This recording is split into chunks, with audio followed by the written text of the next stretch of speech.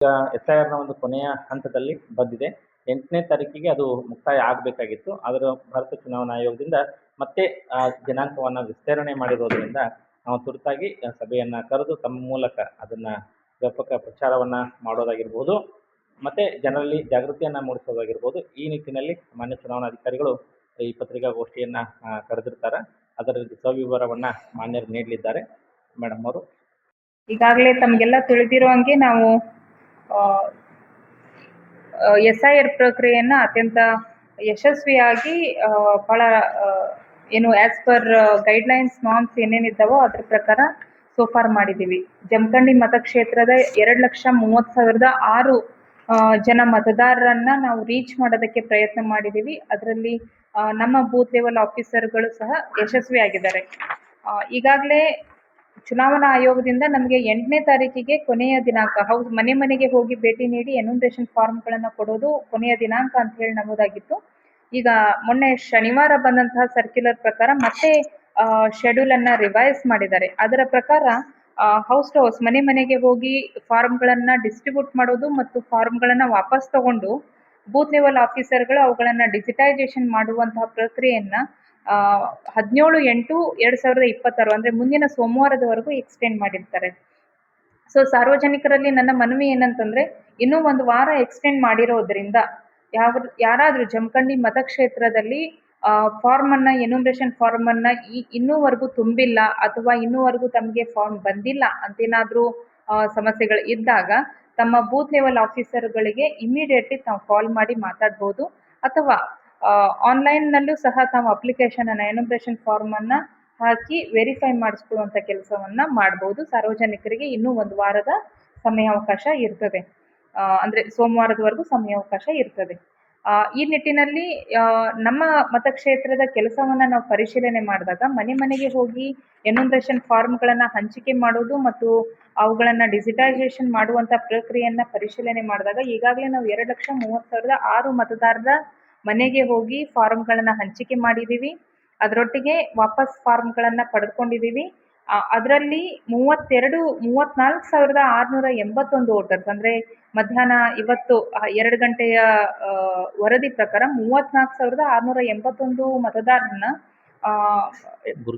ಗುರುತಿಸಿದ್ದೀವಿ. ಅವರು permanently shifted, death ಮತ್ತು already enrolled ಅಬ್ಸೆಂಟಿ voters ಅಂತ ಹೇಳಿ ನಾವು ಗುರುತಿಸಿದ್ದೀವಿ. ಅದರಲ್ಲಿ ಡೆತ್ ಆದವರು 7,446, ಪರ್ಮನೆಂಟ್ಲಿ ಈ ಮತಕ್ಷೇತ್ರದಿಂದ ಬೇರೆ ಕಡೆಗೆ ಶಿಫ್ಟ್ ಆದಂಥವರು 22,611, ಬೇರೆ ಕಡೆ ಅಥವಾ ಇದೇ ಮತಕ್ಷೇತ್ರದಲ್ಲಿ ಬೇರೆ ಇನ್ನೊಂದು ಎನ್ರೋಲ್ಮೆಂಟ್ ಆಗಿರುವಂಥವರು 2,199. ಆ್ಯಂಡ್ ಅಬ್ಸೆಂಟಿ ವೋಟರ್ಸ್ ಅಂದರೆ ಅವರ ವಿಳಾಸನೇ ಗುರುತು ಇರಲಾರ್ದಂತಹ ಮತದಾರರು 2,286. ಈ ರೀತಿಯಾಗಿ ನಾವು ಗುರುತು ಮಾಡಿರ್ತೇವೆ. ಅದು ಒಟ್ಟಾಗಿ 34,681 ಮತದಾರರು ಇರ್ತಾರೆ. ಅವರನ್ನ ಹೊರತುಪಡಿಸಿ ಉಳಿದಿದ್ದ ಎಲ್ಲ ಮತದಾರನ, ಅಂದರೆ 1,96,000ವರೆಗೂ ಮತದಾರನ ನಾವು ಫಾರ್ಮ್ಗಳನ್ನು ಕೊಟ್ಟಿವಿ, ಅವರಿಂದ ಪಡ್ಕೊಂಡಿದ್ದೀವಿ, ಡಿಜಿಟೈಸೇಷನ್ ಸಹ ಮಾಡಿದ್ದೀವಿ. ಸೊ ಆಲ್ಮೋಸ್ಟ್ ನಮ್ಮ ಕಾನ್ಸ್ಟಿಟ್ಯೂನ್ಸಿ ಒಳಗೆ ಎಲ್ಲ ಪ್ರಕ್ರಿಯೆಯೂ ಮುಗಿದಿರ್ತದೆ.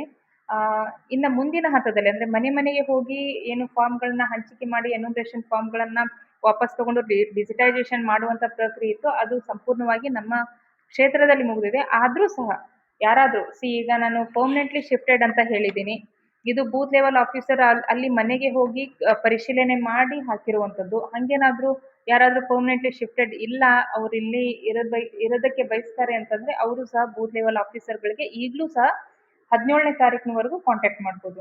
ಸೊ ಅದೇ ರೀತಿ ಮತ್ತೆ ಬೇರೆ ಯಾರಾದರೂ ಮತದಾರರು ಬೂತ್ ಲೆವೆಲ್ ಆಫೀಸರ್ ಕಾಂಟ್ಯಾಕ್ಟ್ ಮಾಡದೇ ಇದ್ದಿದ್ರೆ ಅವರು ಸಹ ಕಾಂಟ್ಯಾಕ್ಟ್ ಮಾಡಿ ತಮ್ಮ ಹಕ್ಕನ್ನು ಪಡ್ಕೋಬಹುದಾಗಿರ್ತದೆ.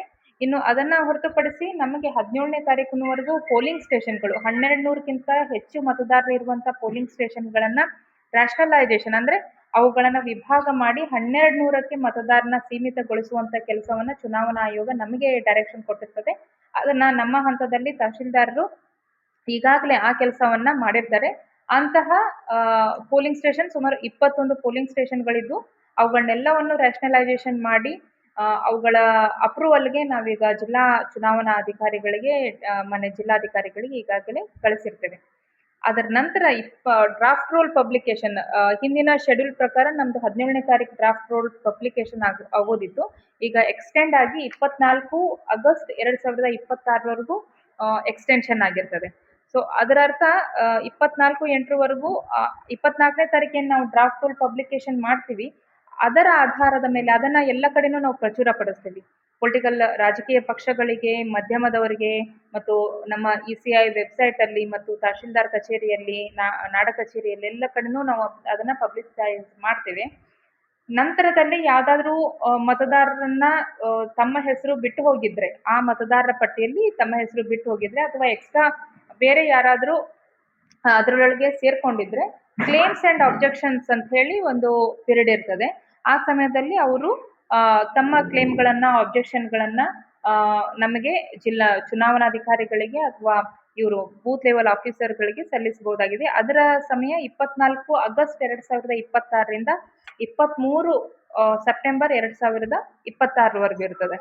ಅದರ ನಂತರದಲ್ಲಿ ಅಂದರೆ 24/8/2026ರಿಂದ 22/10 ಅಂದರೆ ಸುಮಾರು 40 ದಿನಗಳ ಅವಧಿಯಲ್ಲಿ ನಾವು ಈ ಕ್ಲೇಮ್ಸ್ ಆ್ಯಂಡ್ ಆಬ್ಜೆಕ್ಷನ್ಸ್ ಅಂದರೆ ಯಾರು ಮತದಾರರು ತಮ್ಮ ಹಕ್ಕನ್ನು ಬಿಟ್ಟು ಹೋಗಿದ್ರೆ ನಮಗೆ ಕೊಡಿ ಅಂತ ಹೇಳಿ ಕೇಳ್ತಾರೋ ಅಥವಾ ಬೇರೆ ಯಾರಾದರೂ ಇದ್ದಾರೋ ಅವ್ರನ್ನ ತೆಗೀರಿ ಅಂತ ಹೇಳ್ತಾರೋ ಅವರನ್ನು ವಿಚಾರಣೆ ಮೂಲಕ ನಾವು ಅವರಿಗೆಲ್ಲರಿಗೆ ಹಿಯರಿಂಗ್ ಕರೆದು ಅವರ ಹಕ್ಕನ್ನು ಅಧಿಕೃತಗೊಳಿಸುವಂಥ ಕೆಲಸವನ್ನು ಮಾಡ್ತೀವಿ. ಅದು 40 ದಿನಗಳ ಸಮಯ ಇರ್ತದೆ. ಅದನ್ನು ಹೊರತುಪಡಿಸಿ ಸುಮಾರು 3-4 ಸಾವಿರ ಮತದಾರರು ಈಗ ತಮಗೆಲ್ಲ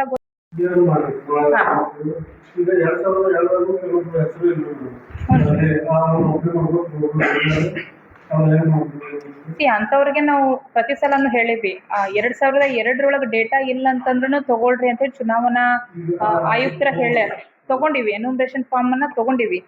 ಅವರೇ ನಾನು ಅವಾಗಲೇ ಹೇಳಿದ್ನಲ್ಲ 3,000ದಿಂದ 5,000 ತನಕ ನಾವು ಹಿಯರಿಂಗ್ ಮಾಡಬೇಕಾಗ್ತದಂತ. ಅಂತಹ ಮತದಾರನ ನಾವು ಈ ಸಮಯದಲ್ಲಿ ಈ 24/8ರಿಂದ 22/10ರಲ್ಲಿ ಇವರನ್ನ ನಾವು ಹಿಯರಿಂಗ್ ಮಾಡ್ತೀವಿ. ಅವರು ದಾಖಲೆಗಳನ್ನು ಕೊಡಬೇಕಾಗ್ತದೆ. ಅದರ ಮೇಲೆ ಅವ್ರನ್ನ ಅಧಿಕೃತವಾಗಿ ಎನ್ರೋಲ್ ಮಾಡ್ಕೊತೀವಿ. ಈಗ 2002 ಯಾರ್ದು ಸಿಕ್ಕಿಲ್ಲ ಅಂತ ನಾವು ಮಾತಾಡಿದಲ್ರಿ. ಈಗ ಅಂಥದನ್ನು ಹುಡುಕ್ಯಾಡಕ್ಕೆ ಟೈಮ್ ಸಿಕ್ಕಂಗೆ ನಮ್ಗೀಗ ನಮ್ಮ BLOಗಳಿಗೆ ಅದನ್ನೇ ಹೇಳಿದೇವ್ರಿ ನಾವು. ಒಂದ್ಸಲ ಪ್ರಯತ್ನ ಮಾಡಿರ್ತಾರ. ಈಗ